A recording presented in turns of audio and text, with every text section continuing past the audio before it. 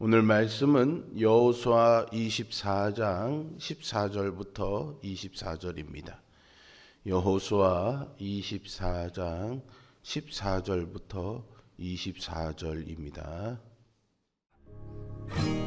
그러므로 이제는 여호와를 경외하며 온전함과 진실함으로 그를 섬기라. 너희의 조상들이 강 저쪽과 애굽에서 섬기던 신들을 치워버리고 여호와만 섬기라. 만일 여호와를 섬기는 것이 너희에게 좋지 않게 보이거든 너희 조상들이 강 저쪽에서 섬기던 신들이든지 또는 너희가 거주하는 땅에 있는 아모리 족속의 신들이든지 너희가 섬길 자를 오늘 택하라. 오직 나와 내 집은 여호와를 섬기겠노라. 하니 백성이 대답하여 이르되 우리가 결단코 여호와를 버리고 다른 신들을 섬기기를 하지 아니하오리니 이는 우리 하나님 여호와께서 친히 우리와 우리 조상들을 인도하여 애굽 땅 종되었던 집에서 올라오게 하시고 우리 목전에서 그 큰 이적들을 행하시고 우리가 행한 모든 길과 우리가 지나온 모든 백성들 중에서 우리를 보호하셨음이며 여호와께서 또 모든 백성들과 이 땅에 거주하던 아모리 족속을 우리 앞에서 쫓아내셨습니다. 그러므로 우리도 여호와를 섬기리니 그는 우리 하나님이심이니이다. 너희가 여호와를 능히 섬기지 못할 것은 그는 거룩하신 하나님이시요 질투하시는 하나님이시니 너희의 잘못과 죄들을 사하지 아니하실 것입니다. 만일 너희가 여호와를 버리고 이방 신들을 섬기면 너희에게 복을 내신 후에라도 돌이켜 너희에게 재앙을 내리시고 너희를 멸하시리라. 하니 백성이 여호수아에게 말하되 아니니이다. 우리가 여호와를 섬기겠나이다. 하는지라 여호수아가 백성에게 이르되 너희가 여호와를 택하고 그를 섬기리라 하였으니 스스로 증인이 되었느니라. 우리가 증인이 되었나이다. 그러면 이제 너희 중에 있는 이방 신들을 치워버리고 너희의 마음을 이스라엘 하나님 여호와께로 향하라. 우리 하나님 여호와를 우리가 섬기고 그의 목소리를 우리가 청중하리이다. 아멘. 오늘 본문은 이스라엘 백성들이 가나안 땅의 안식에 들어간 후 하나님과 맺는 거룩한 언약갱신의 현장을 보여줍니다. 여호수아는 죽음을 앞두고 이스라엘에게 하나님이 행하신 구원의 은혜를 기억하며 오직 여호와만 섬기라는 결단을 촉구합니다. 앞선 말씀에서 하나님이 베푸신 일방적인 구원의 역사를 들은 백성들은 이제 결단의 자리에 섰습니다. 여호수아는 그들에게 묻습니다. 너희가 섬길 자를 오늘 택하라 라고 말이죠. 이 부름은 단순히 어떤 신을 믿을지 고르라는 제안이 아닙니다. 이미 은혜를 받은 자로서 그 은혜에 합당한 정체성을 세우라는 강력한 촉구입니다. 여호수아의 당부는 성도된 우리에게 믿음의 교훈을 전합니다. 오늘 우리는 이 말씀을 통해 참된 신앙의 결단이 무엇이며 그 결단이 우리의 삶을 어떻게 빚어가는지 깊이 묵상해 보려고 합니다. 여호수아는 먼저 이스라엘에게 여호와를 경외하며 온전함과 진실함으로 그를 섬기라고 선포합니다. 여기서 경외란 단순한 두려움이 아니라 하나님의 위엄과 사랑 앞에 압도된 자가 드리는 거룩한 존경을 의미합니다. 그리고 온전함은 완전함을, 진실함은 진리를 의미합니다. 이것은 단순한 외적 행위가 아니라 전인격적인 헌신과 내적 진실함을 의미하고 있는 것이죠. 이 경외함은 반드시 구체적인 행동인 섬김으로 이어져야 합니다. 그래서 섬기라라고 여호수아는 마지막에 명하는 거죠. 여호수아는 이스라엘에게 과거와 현재의 우상을 철저히 버리고 오직 하나님만 섬기라고 명령합니다. 섬김은요, 단순한 봉사를 넘어서 온 마음을 다해 드리는 예배와 순종의 삶을 포괄하는 단어입니다. 그리고 그는 너희가 오늘 택하라 말합니다. 이는 신앙의 중립이 없음을 보여줍니다. 하나님을 섬기든지 우상을 섬기든지 분명히 해야 합니다. 여호수아가 백성들에게 오늘 택하라고 도전한 이유는 하나님이 선택의 여러 대안 중에 하나이기 때문이 아닙니다. 오히려 하나님만이 유일한 구원자이심을 역설적으로 강조하기 위해서입니다. 우리의 결단은 구원의 조건이 아니라요, 구원의 결과입니다. 우리는 구원을 받기 위해 하나님을 섬기기로 결단하는 것이 아닙니다.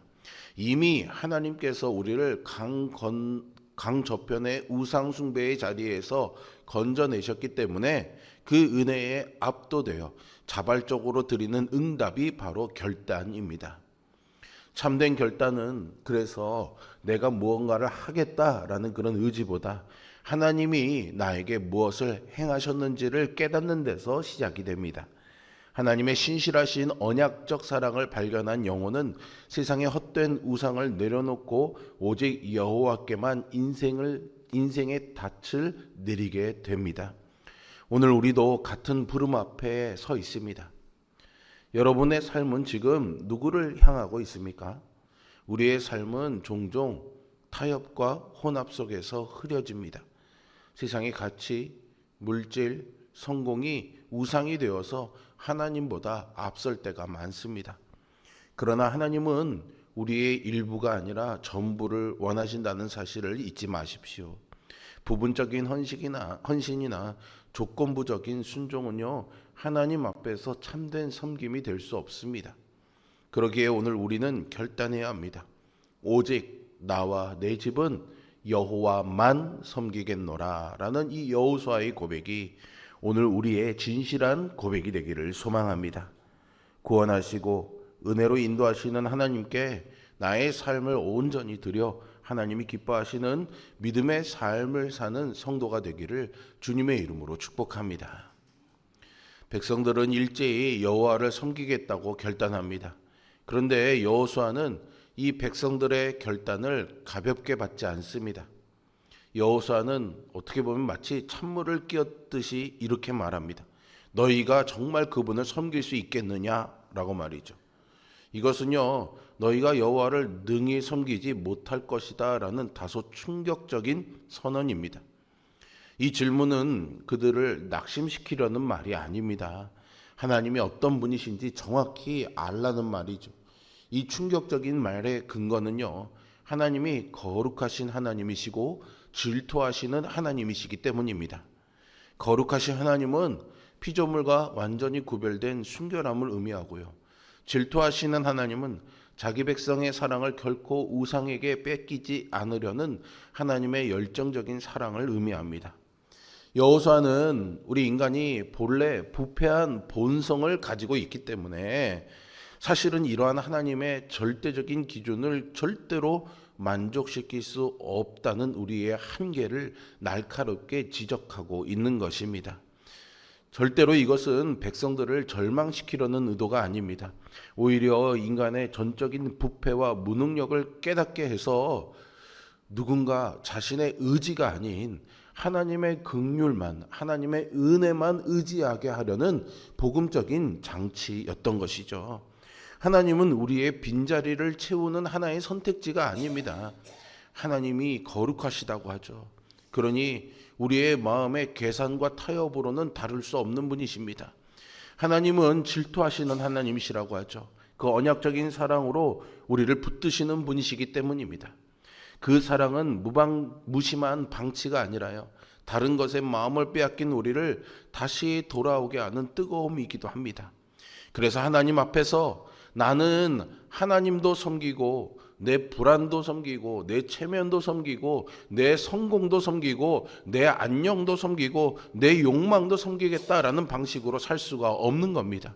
하나님은 우리의 일부분만 드리는 그 사랑을 받기 위해서 우리를 부르시는 분이 아니시라는 거죠. 하나님은 우리의 전부를 다 빼앗아 가려는 난폭한 폭군이 아닙니다. 우리를 전부 살리기 위해서 전부를 요구하시는 분입니다. 그 요구는요, 압박이 아니라 치료입니다. 마음이 둘로 갈라진 채 살아가는 그 고통에서 우리를 건져내시기 때문이죠. 우리는 종종 자신의 결단, 또 그런 결단력들을 과신할 때가 있습니다.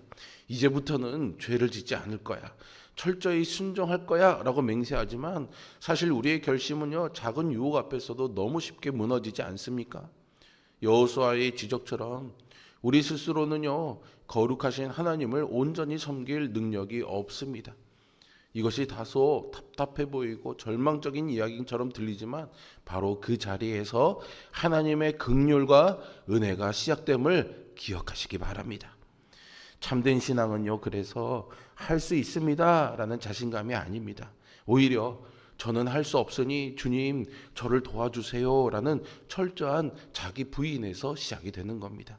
이 정직한 고백이 있을 때에야 비로소 우리는 내 힘이 아닌 성령님의 도우심을 구하는 은혜의 보좌 앞으로 나아갈 수 있습니다. 여호수아의 경고는 오늘 우리에게도 마찬가지로 향하고 있습니다. 우리는 값싼 결단이 아니라 진실한 회개와 헌신으로 하나님 앞에 나아가야 합니다.